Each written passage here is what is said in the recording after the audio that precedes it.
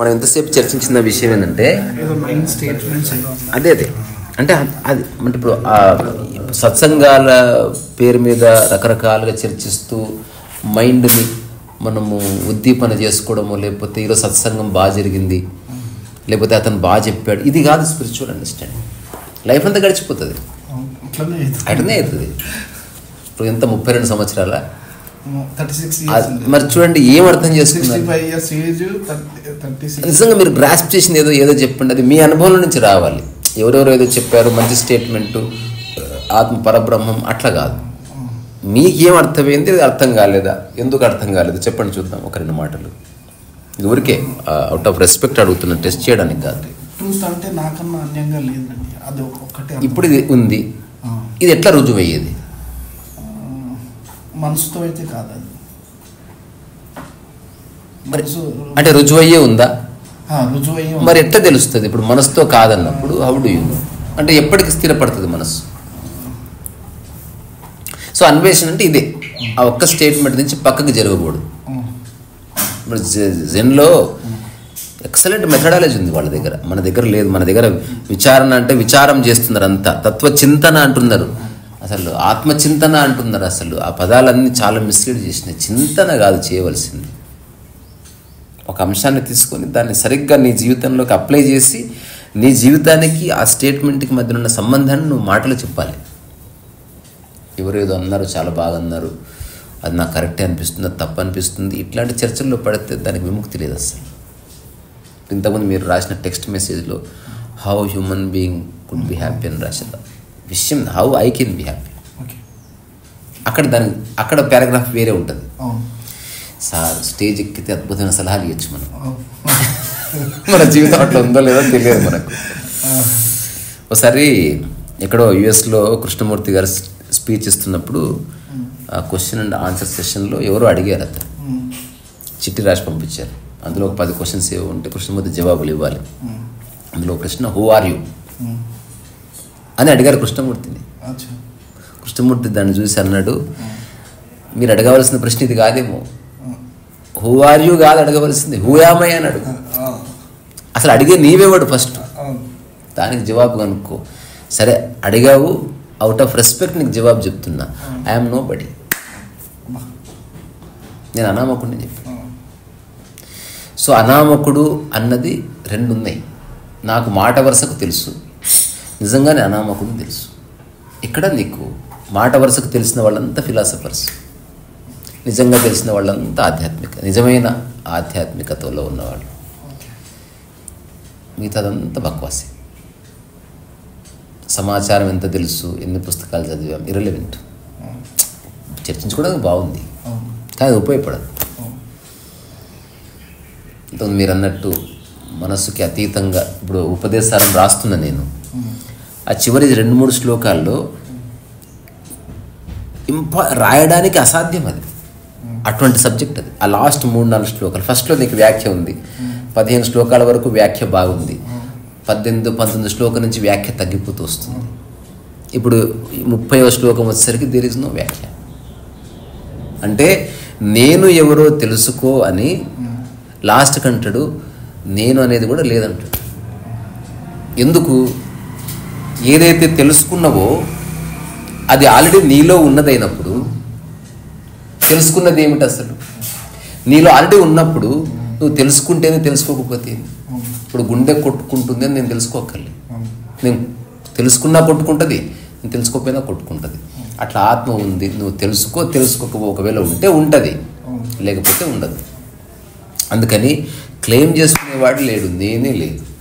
So నేనెవరో తెలుసుకో అని చెబుతూ తెలుసుకోవాల్సింది నేను అనేది లేదు. ఎందుకంటే నీవు లేనప్పుడు నేను ఎట్లా ఉంటుంది, అన్నీ పడిపోతాయి. ఒకవేళ ఆధ్యాత్మిక పరమైన నేను మిగిలినా మౌనంగా ఉంటుంది తప్ప అది చెప్పుకోవడానికి ఏముండదు. ఒక జస్ట్ ఈ సమస్త విశ్వంలో నేను ఒక అవిభాజ్య అంగమని నిరంతరం ఒక భావన రూపకంగా తెలుస్తుంటుంది. దానికి కేవలం జ్ఞానం మాత్రమని పేరు. అట్లా తెలుస్తుంటుంది, అంతే.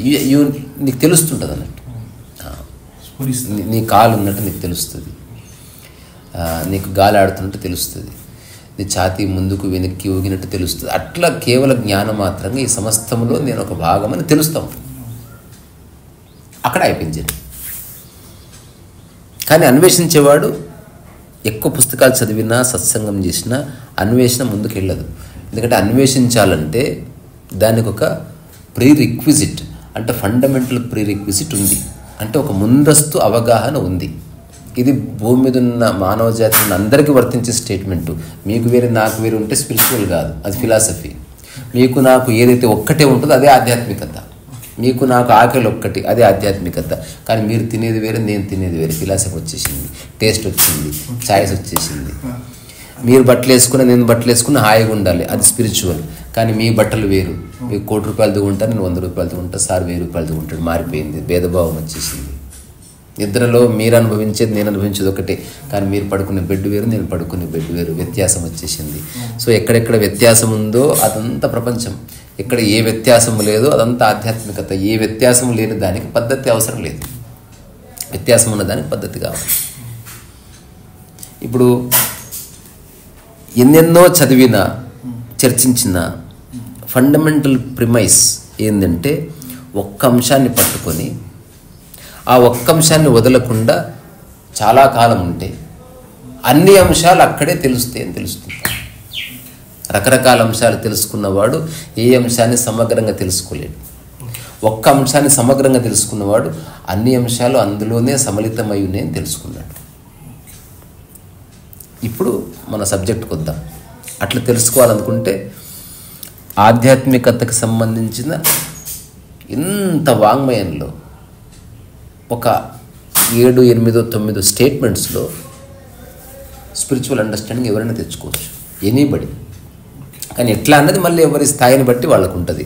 ఫర్ ఎగ్జాంపుల్, ఒకవేళ భాషలో ఆధ్యాత్మికత కాని దాన్ని వేరు చేసే ఒకే ఒక్క పదం పోలిక. పోలిక, కంపారిజన్. పోలిక ఉందా, యు ఆర్ అన్స్పిరిచువల్. పోలిక లేదా, యు ఆర్ స్పిరిచువల్. పోలిక లేకపోతే ఉన్నదేదో అఖండంగా ఉంటుంది. పోలిక ఉంటే ఎంత పెద్దదైనా విభజించబడుతుంది. పోలిక వచ్చిందా, ఆ దేశము ఈ దేశం ఉంది. పోలిక లేకపోతే భూమి ఉందంతే, విభజన లేదు. పోలిక లేకపోతే ఉన్నదంతా అందంగానే ఉంది.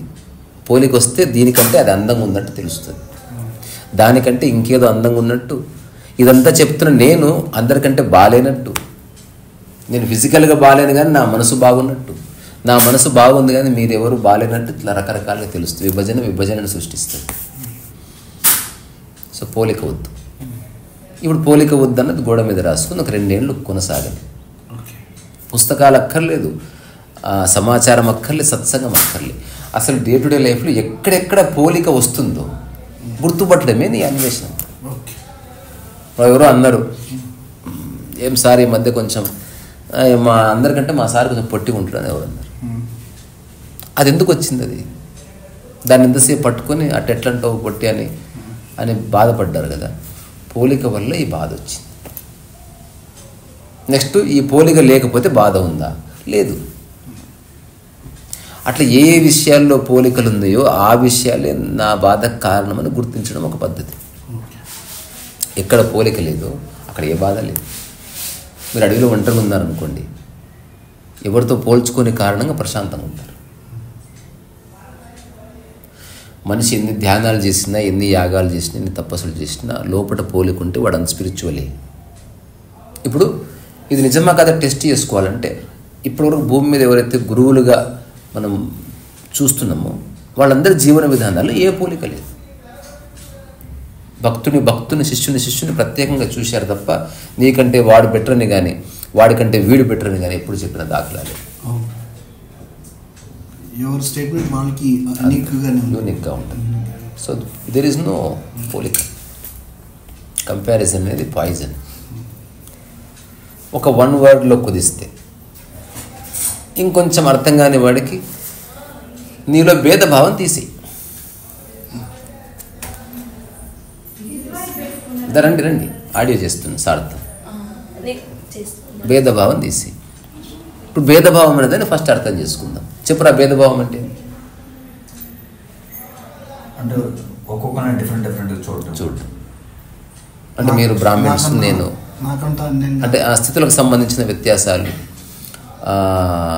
కులమత వ్యత్యాసాలు, ఎత్తులు రంగుల్లో వ్యత్యాసం. ఇక్కడ పోల్చుకోవడం లే, భేదం చూపిస్తున్నాం. నీవు వేరు నేను వేరు, పోల్చుకుంటేనేమో దీనికంటే అది బాగుంది. అది వెరీ సూక్ష్మమైనది. కొంచెం భేదభావం అనేది చాలా జనరల్. మీరు ఏమట్లు, మీరు బ్రాహ్మణులు, మేము కాదు, మేము తినం బ్రాహ్మణులను. భేదభావం వల్లనే జరుగుతుంది. వాడు ఆ టైంలో అబద్ధం చెప్పాడు అనుకో. ఒకసారి మేము సత్రానికి వెళ్ళాము, నాతో పాటు బ్రాహ్మణుడు కానివాడు వచ్చాడు. తర్వాత అతను నాతో ఉండాలని కోరిక, మేము ఇట్లా మాట్లాడుతున్నాం. సో అక్కడ బ్రాహ్మణుడు కానివాడిని రానివారు, వాడికేమో ఉండాలని. వాడు చూడడానికి చూస్తే బ్రాహ్మణులాగే ఉంటాడు, అంటే ఆ రంగు ఇంకంతా. నేను చెప్పాను, నేను చెప్పినట్టు చేస్తే నువ్వు నాతో ఉండొచ్చు, కానీ చివరిలో నువ్వు చిన్న ప్రయోగం చేస్తా అంటే చెప్తాను. సరే, నేను వాడికి ప్రవర నేర్పించాను. చతుస్సాగర పర్యంతం గోబ్రాహ్మణేభ్యః శుభం భవతు అంగీరస ఆయాస గౌతమస అని ఇట్లా ఒకటి నేర్పించాను. ఆ తర్వాత అడిగితే ఒక చిన్న వాగ్ధాటి ఉంటుంది, అది చెప్పు, ఉపనయనం అయిందని చెప్పు. చెప్తే వాళ్ళు ఆ చిన్న నువ్వు సంశయం వాడి దిక్కు చూసి చెప్పకు, సహజంగా చెప్పు. మాకంటే ఎక్కువ బ్రాహ్మణుడు వాడే అని వాళ్ళు అనుకున్నారు. వెళ్ళిపోయిన తర్వాత 3 days ఉన్నాం, మంచిగా అంగిపుతున్నాడు. తర్వాత ఏమంటారు, మంచిగా అందరితో పాటు భోజనం చేస్తున్నాడు, అందరికీ అభివాదం చేస్తున్నాడు, అంత బాగుంది. బయలుదేరే ముందు నేను చెప్పాను కదా, వచ్చే ముందు ఒక్కటి చెప్పాలి నువ్వు అని చెప్పిన తర్వాత ఎవరైతే ఆ సీట్లో కూర్చున్నాడో వాడి దగ్గరికి వెళ్ళి, నేను ఉంటాను పక్కనే, చెప్పి చూడు ఏమంటాడు. నేను బేసికల్గా బ్రాహ్మణుని కాదు, జన్మతః కులరీత్యా నేను కోమటి వాడిని, కానీ నా యొక్క జీవన విధానంలో బ్రాహ్మణత్వం ఉంది అని చెప్పి అతను ఆశ్చర్యపోయి స్పందించలోపు మేము బయటకు వచ్చి వెళ్ళిపోయినాం. అంటే భేదభావం ఉంది కాబట్టి ఆ చిన్న యుక్తి అవసరమైంది. ఇప్పుడు ఇక్కడ భేదభావం లేదు కాబట్టి అడగవలసిన అవసరం లేదు ఎవరిదే కులం అని. అంటే కాకుండా బ్రాహ్మణులకే ప్రవేశం అని అంటే అక్కడ నిరంతరం వర్క్ ఉంటుంది. వచ్చింది ఎవరు, ఏ కులం, ఏ బ్రాహ్మణులు ఎవరు, అదే ఇదా మరి అసలు ఆ చర్చ ఎందుకు వస్తుంది? భేదభావం వల్ల. సో నీలో ఎంత భేదభావం ఉంటే నీ మనసులో అంత అలజడి ఉంటుంది. భేదభావం పోతే అలజడి. నిద్ర అంటే ఏంటి? భేదభావం లేని స్థితి, పోలిక లేని స్థితి. రమణ మహర్షి ఎవరు? భేదభావం లేని మనిషి. ఆ ఆవు లక్ష్మి ఎంతనో, అక్కడున్న పళనిస్వామి అంతే, అప్పుడప్పుడు వచ్చిపోయే మురుగనార్ అంతే, అక్కడే కిచెన్లో ఉన్న అచ్చమ్మ అంతే, లేకపోతే చాడ్విక్ అంతే, అట్లాగే అక్కడ కొండ వేస్తున్న కోతులు అంతే. దెర్ ఈజ్ నో డిస్క్రిమినేషనే లేదు. ఇదొకటి. ఇది కూడా సాధ్యం కాలేదా? ఇంకొక పద్ధతి ఉంది. ఒకటే మాట ఇది, దీన్ని ఒక 2-3 ఏళ్ళు ఆచరించి చూడాలి. కొత్తగా డిక్లేర్ చేయడానికి రాదు. నిజంగా భేదభావం పోతున్న కొద్ది తెలుస్తుంది, నీ మనసులో ఒక ప్రశాంతత ఏర్పడుతుంది. అది పోదు, నిజంగా పోదు. అప్పుడు కార్యకారణాలు ఏముండవు, నువ్వు ప్రశాంతంగానే ఉంటావు, నీ స్థితి అని తెలుస్తుంది. అదర్వైజ్ ఎవడేమన్నా డిస్టర్బ్ అవుతాం, మనిషి అవుతున్నాడు కదా. మూడోది ఏంది? సుమ్మాయిరు, ఏమి పట్టనట్టుండు. ఇదన్నా చెయ్యి, ఆ 2 కుదరదు. నెక్స్ట్ ఎవడో అన్నాడు, కొంచెం రంగు తగ్గారు అని, పట్టనట్టుండు. మీ బట్టలు ఎందుకు సార్ అట్లా మడతలు పడిపోయినాయి, మీకు బాగా లేజీ అనుకుంటా, పట్టనట్టుండు. సార్ వేస్ట్ ఫెలో, ఏమి చేయడు, తిరుగుతూ ఉంటాడు, పట్టనట్టుండు. ఎవ్వరు ఏమన్నా సరే స్పందించని ఒకానొక మనస్థితిలో ఉండడం కూడా భేదభావాల స్థితికి తీసుకొస్తుంది. అది కూడా పోలిక స్థితిలో నిలబడుతుంది. ఆత్మస్థితి పట్టనట్టు ఉండడం, పట్టనట్టు అంతా ఉంది. ఎగ్జాంపుల్, తిరుపతికి వెళ్ళి వెంకటేశ్వర స్వామి విగ్రహం దగ్గరికి వెళ్ళి అందరూ పూజిస్తారు, కొన్ని లక్షల మంది వస్తారు. ఆయన పట్టనట్టు ఉన్నాడు కాబట్టే జరుగుతుంది ఆట. అది అయ్యా అడిగింది, చెప్పండి ఏదైనా చెప్పచ్చు. 10,000 పెట్టి పోయారు టికెట్, 10 రూపాయలు పెట్టుబడి అవసరం లేదు. తిరుపతి నాలో ఉంది అంతే, అనుకున్న వాడికి అయిపోయింది. అంతే అంతే అంతే. విశ్వమే నా లోపల ఉంది అని. ఒక్కటి, తిరుపతిలో ఉన్న వెంకటేశ్వర స్వామి అన్ని గుళ్ళల్లో ఉన్నది ఒకటే, కానీ వెంకటేశ్వర స్వామి బయట ఉన్న ఎక్స్ట్రావగాంజా, బంగారము, ఆ పెద్ద పెద్ద బిల్డింగ్లు తిరుపతిలో వేరు.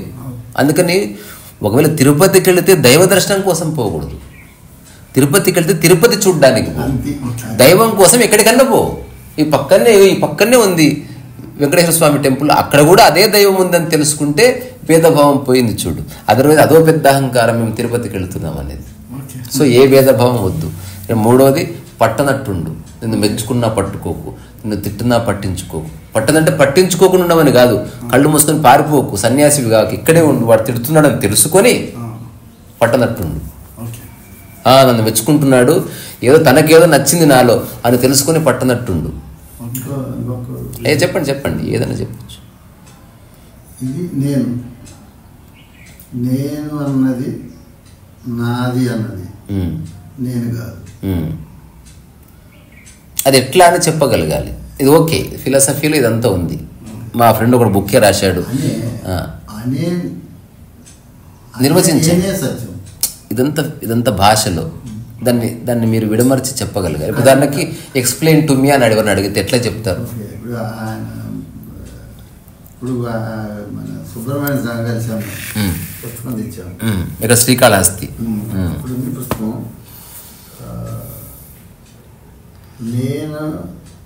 నేనన్నది నాది అన్నది దేవుడన్నా దేవుడు కాదు.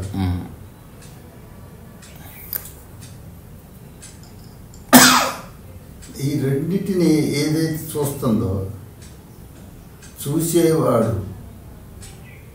ఈ నేనుని నాదిని చూసేవాడు దేవుడు కాదన్న దేవుడు అన్న. నేను అదే అంటున్నా, ఇదంతా బాగుంది కానీ అర్థమయ్యేది ఎట్లా? ఇప్పుడు సద్గురు సుబ్రహ్మణ్యం గారు చెప్తున్నది ప్రతిదీ పినకిల్ ఆఫ్ ట్రూత్. అది అంటే ద్వైతాతీత స్థితి అని చెప్తున్నాను. అసలు ద్వంద్వము లేదు, ద్వైతము లేదు, ఏమీ లేదు. మరి ఆయన మార్గం చెప్పాడు. బ్యూటీ ఏంటంటే ఆయనకు ఆసక్తి లేదు మార్గం మీద. ఇదేంటే కళ్ళు మూసుకో, కళ్ళు తెరిస్తే ద్వైతాతీత స్థితి అంటాడు అంతే. దానికి చిన్న చిన్న పోలికలు ఉంటాయి. నిద్రలో ద్వైతం లేదు కదా, పరచింతన లేదంటే నువ్వు ఏదన్నా కొరుకుతున్నప్పుడు వేరే చింతన లేదు కదా. నీది కాని దాని మీద నీకు మమకారం ఉంది, నీదైన దాన్ని బట్టి నీకు మమకారం లేదు. నీ చేయి చూడు, నీ చేయి మీద మమకారం లేదు, ప్రేమ లేదు. ఏది నీలో భాగమో దాని పట్ల ప్రేమ లేదుగా అని డైరెక్ట్ మూలాన్ని చెప్తాడు. కానీ చాలామందికి ఒక గురువన్న గౌరవంతో తిరిగి వస్తారు తప్ప నిజంగా ఆ స్థితిని ఎట్లా అనుభవించేది చెప్పడం కష్టం. ఇప్పుడు నీవు నీలా ఉండు, నువ్వు నీలో ఉండు, నీవు నీవై ఉండు. బాగుంది స్టేట్మెంట్. ఎలా? ఫస్ట్ ఇందులో పదాలు నేనెవరో తెలియకుండా నేను నాలా ఎట్లా ఉంటా, ఎట్లా తెలుస్తుంది? ఇది ఇప్పుడు నేను నా వ్యాఖ్య సద్గురు సుబ్రహ్మణ్యం గారు చెప్పింది, రమణ మహర్షి చెప్పింది ఏదుందో దాని మధ్యన ఖాళీలు పూరిస్తున్నాను నేను అంతే. ఒకవేళ చెప్పవలసి వస్తే నా పళ్ళు గిళ్ళు ఊసిపోయి నా చనిపోయే ముందు నేను కూడా 2-3 స్టేట్మెంట్సే చెప్తా, అంతకుమించి చెప్పడానికి ఏం లేదు. నువ్వు నీలా ఉండబ్బా, ఏది పట్టించుకోకు, నీలో భేదభావం తీసేయి, పోల్చుకోకు స్వామి, ఉన్నది అనుభవించు, అదే లగ్జరీ అంటే. ఇక్కడ నువ్వు తప్ప ఎవరు లేడు తెలుసా. ఇవంతా అల్టిమేట్ స్టేట్మెంట్సే, కాదంటలేదు. కానీ ఎట్లా అది తెలుస్తుంది? ఎట్లా అంటే ఇప్పుడు సర్వం ఖల్విదం బ్రహ్మ, సూపర్, ఓకే. అది ఎవరు చెప్పారు ఆ మాట? ఆ అనుభవం మనకుంటే తప్ప అది అర్థం కాదు. నేను అదే అంటున్నా, అనుభవం ఉన్నవాడు స్టేట్మెంట్ ఇస్తున్నాడు, అనుభవించిన వాడు చెప్పమని అడుగుతున్నాడు. చెప్పమని అడిగితే ఇప్పుడు ఒక సపోజ్ నేను కొండ అన్నా, అసలు ఒక పిల్లవాడికి ఇక్కడ 10 వస్తువులు పెట్టాము, పెన్సిల్ పెట్టాము, మామిడికాయ పెట్టాము, కొండ కూడా పెట్టాము. కొండ అన్నాం, వాడికి కొండ అనేది తెలిస్తే తీసుకొస్తాడు. అసలు కొండ వాడికి తెలియదు, తీసుకురాడు. లేకపోతే కొండ బదులు వాడు ఏదైనా మామిడికాయ తీసుకొచ్చాడు అనుకో, అప్పుడేమిటి వాడికి వస్తుగ్రహణం లేదు. వస్తుగ్రహణం అంటే కొండను తీసుకురావాలి, చూపించాలి వస్తుగ్రహణం. ఒకవేళ వస్తుగ్రహణం లేదు, ఓకే, వాడికి వస్తుగ్రహణం ఉన్నా ప్రాబ్లం లేదు. అగ్రహణం అసలు తెలియదు, అది ప్రాబ్లం లేదు.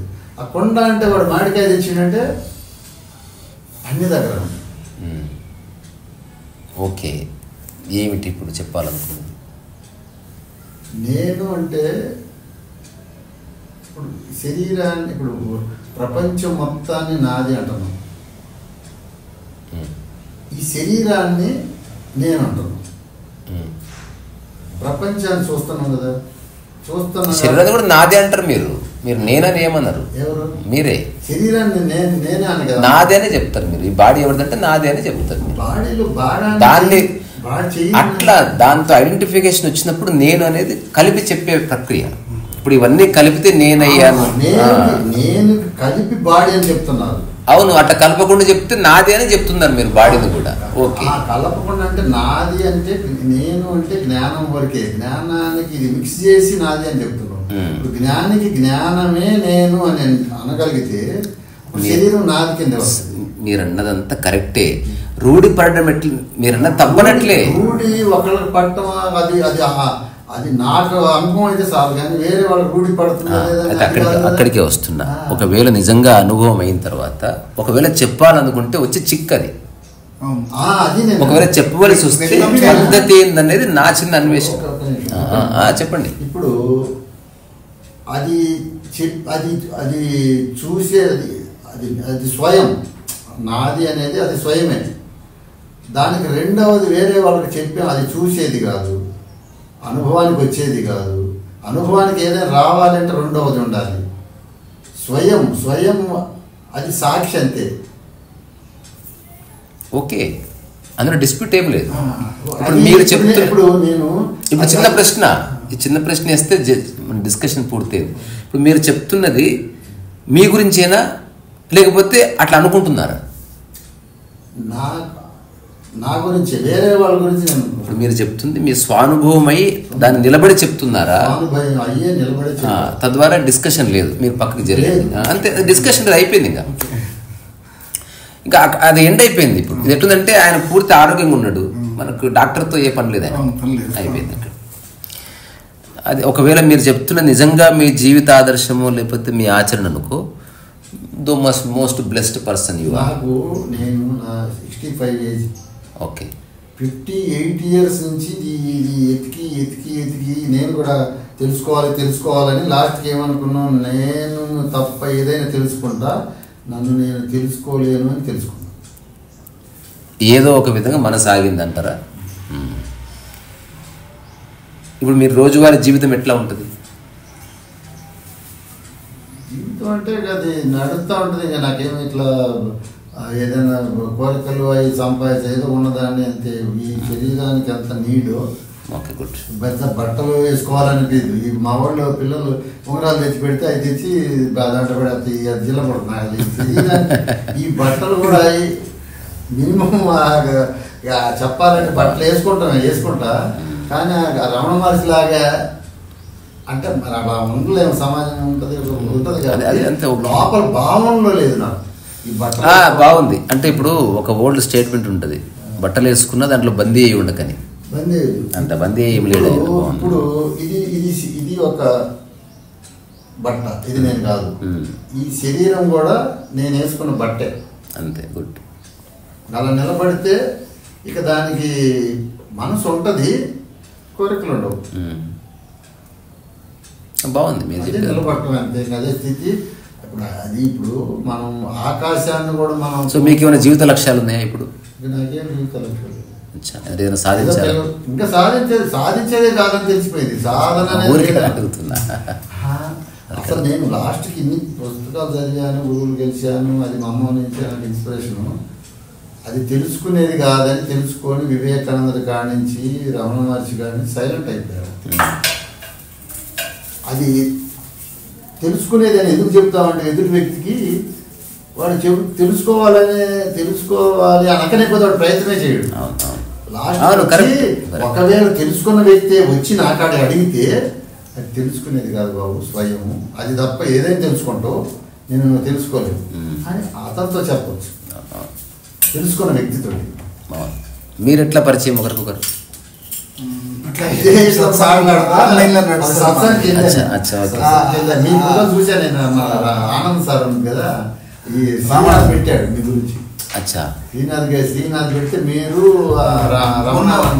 మొన్న ఒకటి వశిష్ఠ గురించి 66 67 పెట్టారు.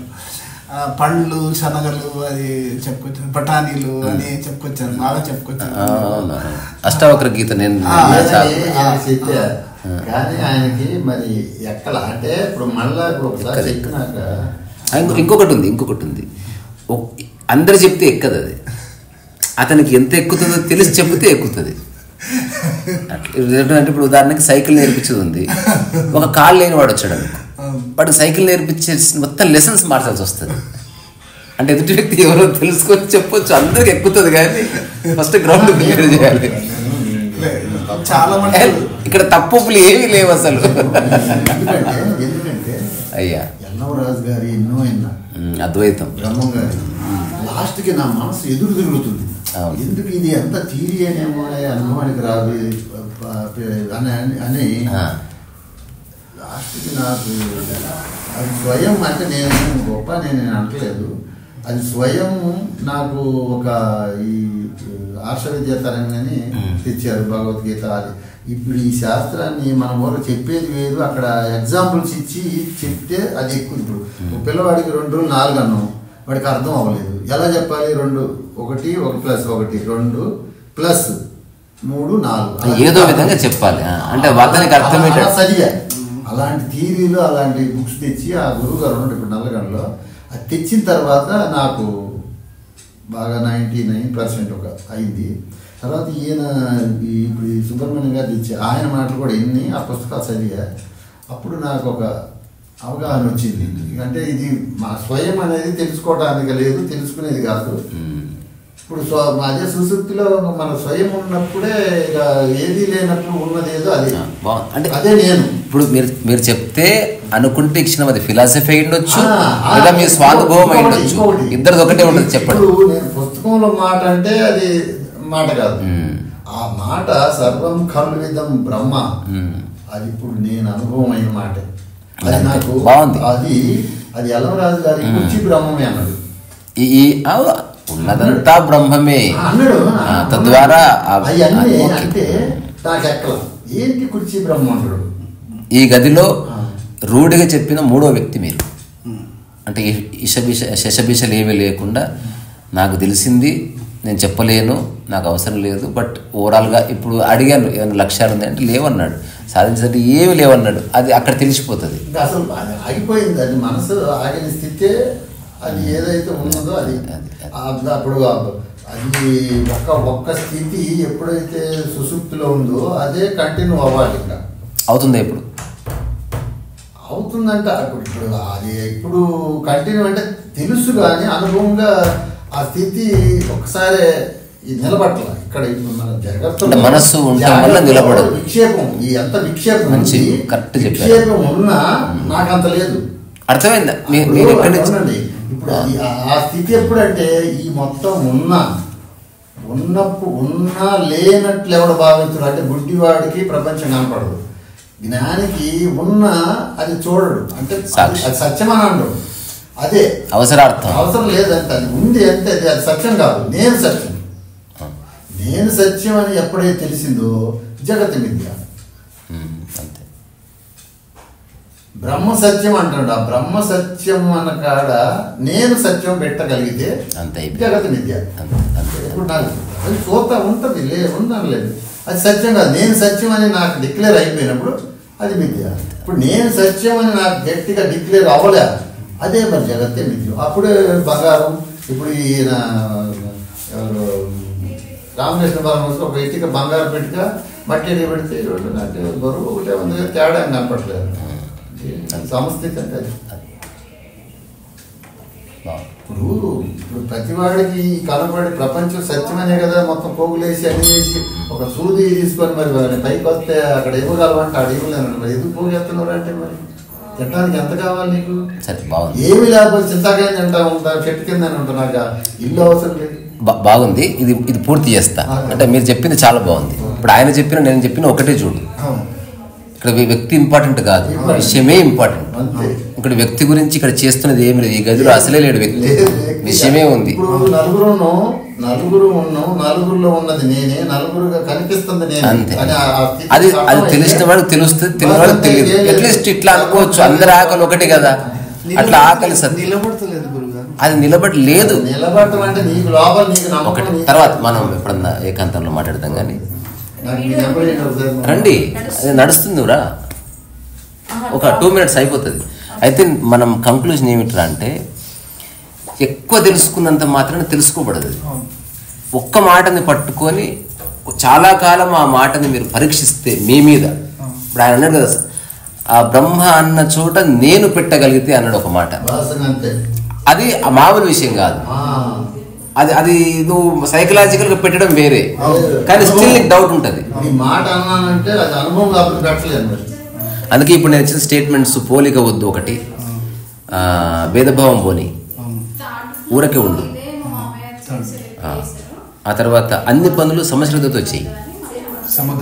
సమశ్రద్ధ అంటే దేవుడికి పూలు ఎట్లేస్తావో చెత్త బయట అట్లే.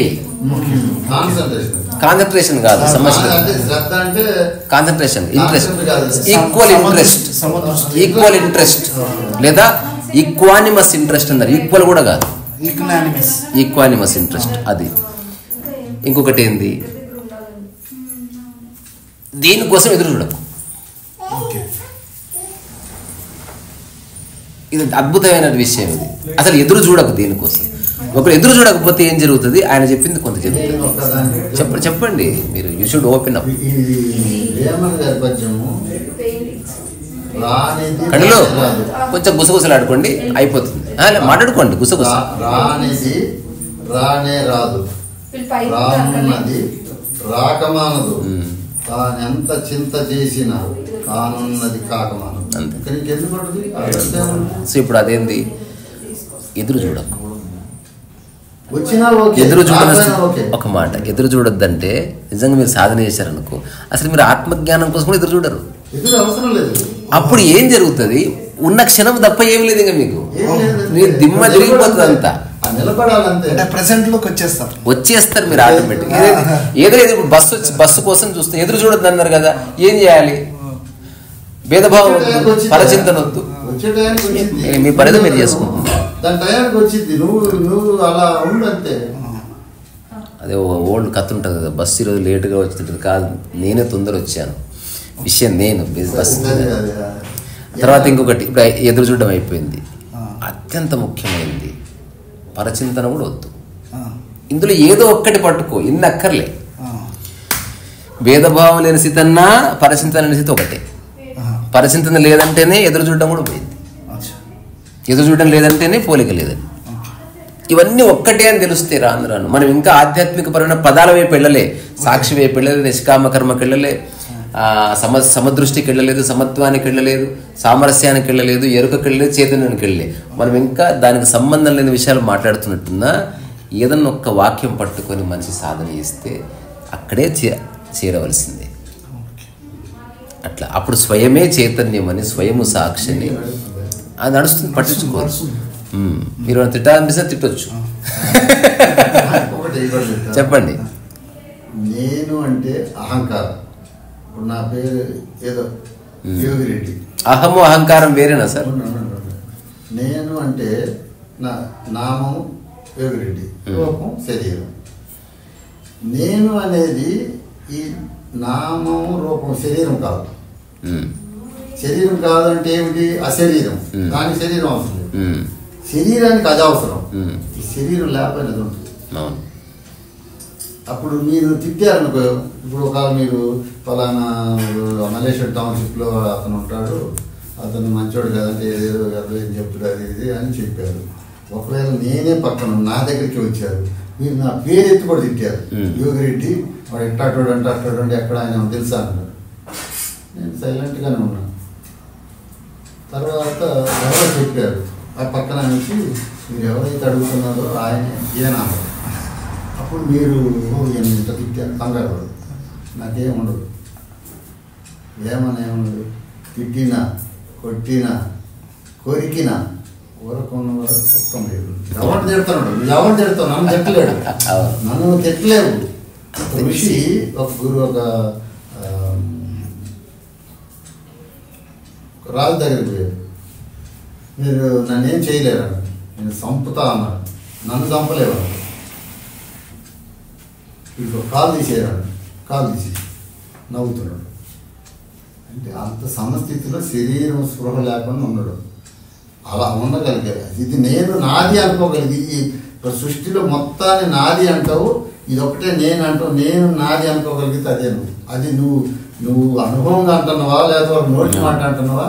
ఇది నాది అని ఎప్పుడు అన్నావో సర్వం కల్విదం బ్రహ్మ. అయితే ఇప్పుడు ఈ చివరికి ముగించే ముందు ఈ చిన్న ఒక వ్యత్యాసం, సరదా వ్యత్యాసం. ఇప్పుడు సారు చెప్పినట్టు చెప్తే అది చిక్కే అవకాశం లేదు, అది సూపర్ఫిషియల్గా బాగుంది. అట్లా కాకుండా ఇన్ జనరల్ జస్ట్ పోల్చుకోకయ్యా ఇది ట్రై చేస్తుంటే వర్కౌట్ అవుతుంది. దాని రిజల్ట్ అదే, నేను చెప్తున్నా, దాని రిజల్ట్ అదే. కానీ అక్కడి నుంచి ఇక్కడికి రావడం కష్టం, ఇక్కడి నుంచి అక్కడికి ఈజీగా వెళ్ళొచ్చు. ఇప్పుడు నేను ఈ తేలికైన స్టేట్మెంట్స్ గురించి ఎందుకు మాట్లాడుతున్నా అంటే ఆచరణాత్మకత ఇక్కడ కనిపిస్తున్నది. డిస్కషన్ ఫిలాసఫీ అనేది బాగుంటుంది. ఇప్పుడు నేను చాలా సత్సంగాలకు ఒకప్పుడు వెళ్ళున్నా, అసలు అద్భుతంగా చెప్పడం, వాళ్ళ అనుభవం అవునా కాదా పక్కన పెడితే అందరు చెప్తున్నారు. ఇప్పుడు మీ లక్కు సార్ ఉన్నారు పక్కన, కానీ ఆయన చెప్పేది మీకు అర్థమవుతుందో నాకు తెలియదు. అట్లా నేను అనుభవంగానే మాట్లాడా 100%. నేను చెప్పింది ఇప్పుడు అనుభవం లేకుండా కూడా మాట్లాడచ్చు. అది మనం నేను ఎందుకంటే 65 years లో 58 years లో మనసు ఎదురు తిరిగి ఇదంతా ఏదో థియరీయే కానీ అనుభవం లేదని అన్నారు. ఒప్పుకుంటున్నా. నేను అంటున్నది మీరు అనుభవించి మాట్లాడినప్పటికీ అది ఎదుటి వ్యక్తికి అర్థమవుతుందా లేదా అన్నది ఒక కాంటెక్స్ట్ ఎప్పుడు ఉంది. నేను అంటున్నది అనుభవించిన దాన్ని డైరెక్ట్ చెప్పకుండా దాని రూట్ లో ఏముందో పరిచయం చేస్తా. అసలు ఆయన ఎక్కడ ఉన్నాడని తెలుసుకొని చెప్పాలి, అది నాకు తెలుసు. కాకపోతే ఏంటంటే ఇప్పుడు ఈ ఆధ్యాత్మిక భాషలో ఇప్పుడు నేను మామిడికాయ అంటే నాకు మామిడికాయ తెలియటమే అనుభవం, ఇంకా దాన్ని సాధన చేయటం అంతే అంతే అంతే. నేను ఎందుకంటే సాధనకి ఏదైనా అన్ని ముందు నమ్మే ఈయన సుందర చైతన్య చెప్పాడు, నీ కొండానంగానే కొండ అనుభవం రావటమే, కొండ తెలియటమే అనుభవం అన్నాడు. నేను ఇట్లా చప్పటి కొట్టా, నీ చెవు పని చేస్తాండి, నీ మనసు లేకపోతే నేను పడదు. చెవు పని చేస్తాండి, మనసు కూడా ఉంటే ఈ చప్పటి ఇక్కడ రిలీజ్ అయినాక నీకు దగ్గరికి చేరటం అనేది లేదు, క్రియ లేదు అన్నాడు. ఆ మామిడికాయ అని ఇప్పుడు సర్వం కలువిదం బ్రహ్మ అన్న, ఆ బ్రహ్మ అనేది నీకు అనుభవంలో ఉంది, ఆ తత్వంగా నీవు స్వయం అదే, కానీ మర్చిపోయింది. మరి మర్చిపోయిన దాన్ని ఏం చేయాలి? గుర్తు చేసుకోవటమే. గుర్తు చేసుకుంటే ఈ మాట అనగానే నీకు అది గుర్తు వస్తే, అది ఎప్పుడు గుర్తు వస్తుంది? నేను స్వయం అయమాత్మ బ్రహ్మ, అది నీకు గట్టిపడి నీ అనుభవం నువ్వు 100% అయిపోయిన తర్వాత సర్వం కలువిదం బ్రహ్మ, అది అప్పుడు ఆ మాట అర్థం. ముందు నువ్వు మారకుండా నీకు బ్రహ్మం అని తెలియకుండా బ్రహ్మం. నేను ఒక చిన్న సరదా ప్రశ్న ఇస్తా, టెస్ట్ చేయడానికి కాదు. ఒకవేళ కరెక్షన్ అసలు అది లేదు, అసలు ఆ యాంగిల్ లేదు, వదిలేయండి. ఒకవేళ కరెక్షన్ ఉందనుకుంటే దాని అంతగా సరి చేసుకోబడుతుంది, మీకు సంబంధం లేదు. నేను అంటున్నది ఒక వ్యక్తికి జ్ఞానోదయం అయింది లేదా మీరు చెప్తున్న విషయం అర్థమైంది అనుకో, నెక్స్ట్ ఏమిటి? నెక్స్ట్ ఏం లేదు, వాడికి అర్థం ఒకటే అనుభవం, అదే ఆ స్థితిలో నిలబడటమే. ఆ స్థితిలో ఈ ప్రపంచక విషయాలు ఎన్ని తగ్గిపోతాయి అంతే. ఈ వదిలేస్తే ఇప్పుడు ఈ ప్రపంచం జ్ఞానికి కూడా కనిపిస్తుంది, నేను సత్యం అది సత్యం, అది మారిపోయే సత్యం, అది ప్రజెంట్, అది ఏమంటారు దాన్ని తాత్కాలిక సత్యం అంతే. ఈ బాడీ కూడా ఇవాళ ఉంటది, రేపు ఉండదు అని తెలుసు. రేపు లేదు కదా. జీవన్ముక్తి అంటే నేను అంటే నీకు కన్ఫామ్ అయితే ఇది దీంతో ఉన్న, ఇది ఇప్పుడు నాదిగా వ్యవహరిస్తాం. మొన్నటిదాకా నేనుగా వ్యవహరించాను, ఆకలి అయితే తడపడాలంట. ఇప్పుడు నాదిగా అంటే కాసేపు ఆగు పెడతా, నాగా నువ్వేం తొందర పడితే అని అనగలిగే కెపాసిటీ ఉంటుంది నీకు. ఒక పూట తింటే యోగి, 2 పూటలు తింటే భోగి, 3 పూటలు రోగి. ఇప్పుడు నేను రోగిలాగా ఎప్పుడు పడితే అప్పుడు తింటే మా జోగి. అది నాదిగా వ్యవహరించడానికి బాగుంది సార్, బాగుంది. అది నా అంటే మీ స్థితిగా చెప్పడం అనేది చెప్తున్నది. ఈ గదిలో మీరు 3వ వ్యక్తి, ఇన్ని వేల మందిలో అందరూ అనుకుంటున్నా అంటారు. ఇంకోటి ఇదే గొప్ప కదా. ఇంకో మాట, చివరి మాట నాది, ప్రొఫెసర్ అవ్వడం గొప్ప, ముఖ్యమంత్రి అవడం గొప్ప, ఎమ్మెల్యే అవడం గొప్ప, ఇది అవ్వడం గొప్పగానే కాదు. ఏ గొప్ప అమెరికా ప్రెసిడెంట్ కూడా తీసుకెళ్ళి గురువు కాడ, ఇట్లాంటి గురువు కాడ వస్తే పాదాలే అంటే నేను అంటుంది ఇది ఏ గొప్ప స్థితి కదా. నేను ఎంత మనసు ఎదురు తీరియనేమో నువ్వు ఒప్పుకోవాలి. నాకు మా అమ్మ ఏదైనా ఒక పట్టుబడితే ప్రాణమైన ఇడిచేయి కానీ నువ్వు అది వదలొద్దాను. అది బ్రహ్మ గారే నాకు ఇన్స్పిరేషన్, మా అమ్మే ఇన్స్పిరేషను. మా అమ్మే మాటే, అరే నువ్వు సిద్ధయంత శిశువు ప్రేమనంత యోగి అయితే అన్నది. నాకు 7 years అప్పుడు, మంచి మాట. 7 years అప్పుడు మా నాయనమ్మ చనిపోతే అసలు నాకు ఇది జరగటానికి కారణం మా నాన్న పంతులు గారు అడిగాడు, ఏంది రెడ్డి గారు మీ గోత్రం ఏంటంటే హరిశ్చంద్ర గోత్రం అని చెప్పారు. ఆ మాట వాటి వరకు శివులు నిలబడింది. నేను ఉద్యోగం సంపాదాలంటే కోట్లు సంపాదగలను. ఆ మాట ఆపింది. 1 రూపాయి కూడా అలా నో. హరిశ్చంద్ర రాజ్యమే వదిలేసాడు మాట కోసం. నువ్వు హరిశ్చంద్ర వంశం అది పడింది, అదే నా సత్యాన్ని తీసుకొచ్చింది. అదే నా ఎక్స్పీరియన్స్.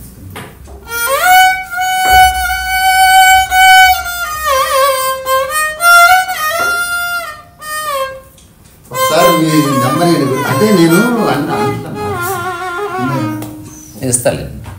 ఏదేమైనా ఈరోజు ఇది ఇంకా అది 9 అన్నారు. 9 వచ్చినాయి ఈరోజు, తెలుసా మీకు? మీరు గమనించలేదు అంతే. మళ్ళీ ఒకసారి చెప్తా, పోల్చుకోవద్దు. 1 చాలా ఉన్నాయి, 9 అనుకుందాం. ఊరికి పోల్చుకోవద్దు ఎట్టి పరిస్థితుల్లో, భేదభావం వద్దు. 3వది పట్టనట్టు ఉండగలు. అంటే ఎవడో మెచ్చుకున్నా, తిట్టినా, ఒక వస్తువు పడిపోయినా, ఒక వస్తువు గిఫ్ట్ వచ్చినా, ఒక పన్ను ఊసిపోయినా, ఒక కన్ను కనబడకపోయినా పట్టనట్టుండు, అద్భుతం జరుగుతుంది. తర్వాత ఎదురు చూడకు దేనికోసం. 4 పరచింతన వద్దు. 5 ఇంకా ఏమి పట్టిన వాడే దేవుడు పట్టుకుంటాడు. ఇంకా ఆడే మళ్ళీ పట్టుకోలేదు. మళ్ళీ భాష వద్దులే. అంటే చేసి చూస్తే ఏం జరుగుతుంది జరుగుతుంది పట్టు. ఇందులో అన్నీ అక్కర్లే, 1 ఏదైనా 1 పట్టుకుంటే చాలు. ఇంకా మనం ఆధ్యాత్మిక మూల విషయాలను చర్చించలేదు, కానీ మూల విషయాలకి ఇది దిక్సూచనట్టు. ఇప్పుడు ఉదాహరణకి రమణ మహర్షి ఎవరంటే, ఇప్పుడు నేను చెప్పినవన్నీ తనలో ఉన్నవి. తనలో భేదభావం లేదు, తనలో పోలిక లేదు, తను పట్టనట్టు ఉండగలడు, ఇంకోటి దేనికోసం ఎదురు చూస్తలేడు, పరచింతన కూడా లేదు. ఇవి లేకుండా ఆధ్యాత్మికత ఉందని చెప్తే వాడు అబద్ధాల కోరు. వాడు ఊరికి అవసరం కోసం తన ఊరికే తెలుసుకోవచ్చు, అవసరం కోసం తన ప్రాపకం నిలబెట్టుకోవాలని చెప్తున్నాడు. సో నిజంగా అనుభవం అయితే ఇక్కడ తెలుస్తుంది. తను అనుకున్నా పోల్చలేడు.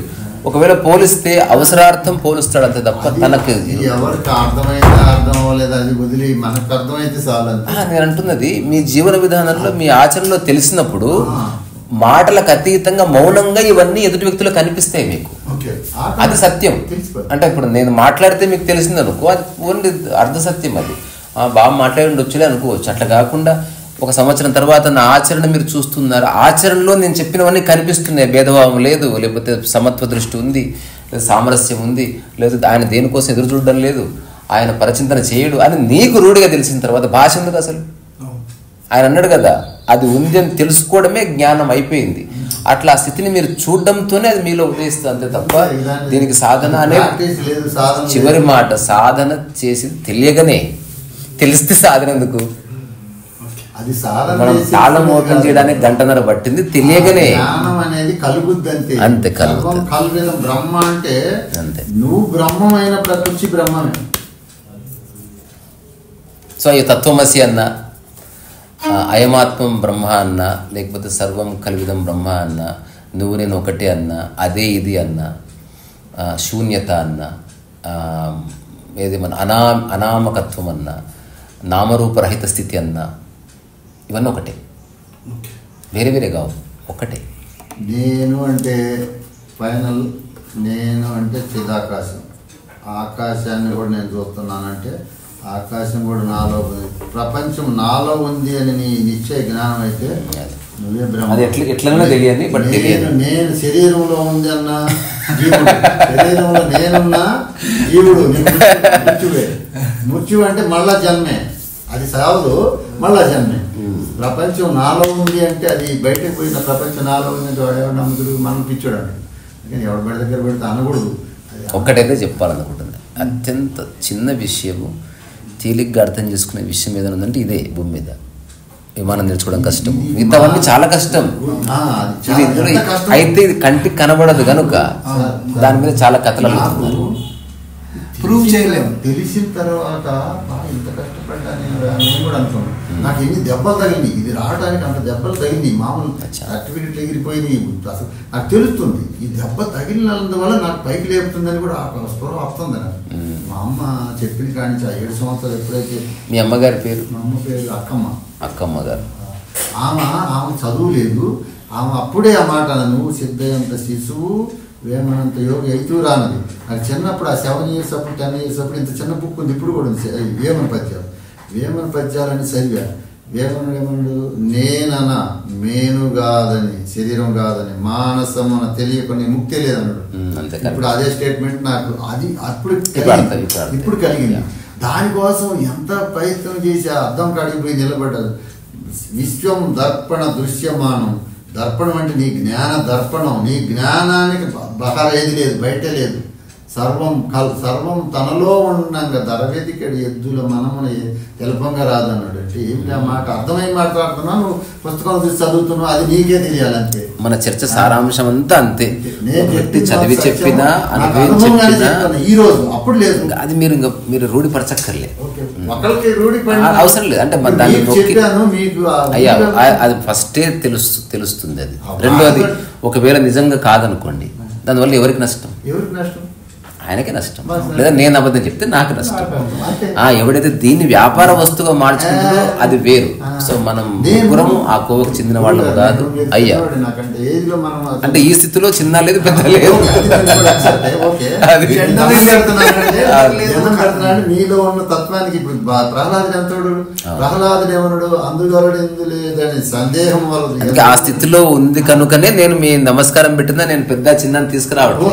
అక్కడ అన్ని అంగీకారమే. అంటే నాకు నేను పెట్టుకున్నాను అట్లా. ఇది మానవ జీవితానికి ఇది తెలుసుకొని పోవటమే శరీరం. అది ఎలా తెలుసుకొని పోతే జన్మ లేదు, అంతే. పోవడం జ్ఞానులైనందరూ మరి భగవత్పాదుల కానించి బ్రహ్మం గారి కానించి అందరూ వెళ్ళిపోయారు. వాళ్ళు ఏమైపోయారు? శరీరాన్ని స్వతంగా ఇప్పుడు కావాలంటే ఎంత పులి ఎదురొచ్చింది అనుకో, పులి నువ్వు నన్ను తీసుకుపోవాలి, నా శరీరం తీసుకుపో, ఒకవేళ నా ప్రారంభం తీరుంటే తీసుకుపోవాలి, నేను పరిగెత్తాను. ఆ స్థితిలో నేను నిలబడగలిగితే ఇది బయట వాళ్ళకి చెప్పకూడదు. ఎందుకంటే వాళ్ళు చెప్పాము నీ కత్తి తీసుకొని పొడుస్తాను, నిలబడు చూస్తాను అంటాం. అది అందుకని చెప్పకూడదు. అజ్ఞాని వాళ్ళు తెలియని వాళ్ళు కాదు ఈ మాట అనకూడదు. ఇప్పుడు మీకు ఉన్నారు ఆ స్థితిలో కూడా చెప్పాను. చెప్పారు కానీ మరి ఎక్కడ మళ్ళీ వచ్చి అంటే నేను ఎందుకంటే ఏదో మనకు కలిగింది ఒకటి చెప్పి చూద్దాము అనుకుంటే సొమ్ము, అనుకోకపోతే మట్టే. అది సూది ముందులో దారమే ఎక్కియాలి, ఏనుగు ఎక్కియకూడదు. కొందరికి కొన్ని అర్థం కాకపోవచ్చు, అది వాళ్ళ తప్పు కాదు. చెప్పడం చెప్పాము, మరి అర్థం చేసుకుంటే సొమ్ము, అర్థం కాకపోతే దుమ్మే, అంతే. సో ఏదేమైనా బాగుంది. మళ్ళీ మనం ఒకసారి మాట్లాడదాం. మీరు ఇందులో ఏదో ఒక్కటి పట్టుకున్నా కొంతకాలంలో మీకే తెలుస్తుంది, ఎవరి కన్ఫర్మేషన్ అక్కర్లేదు. నాకు కొంచెం నెంబర్ ఏంటి మనం మాట్లాడుకుంది. ఇది పెట్టేసిన తర్వాత మీకు ఇస్తాను. అందరూ ఒకసారి బాయ్ చెప్పండి, వినిపి ఉన్న చోట హాయిగా ఉండండి. ఈరోజు చర్చిలో ఉన్నది సార్, మీ పేరు? మదన్ లాల్ గారు, యోగిరెడ్డి. ఆయన పేరు. ఓం నమః శివాయ.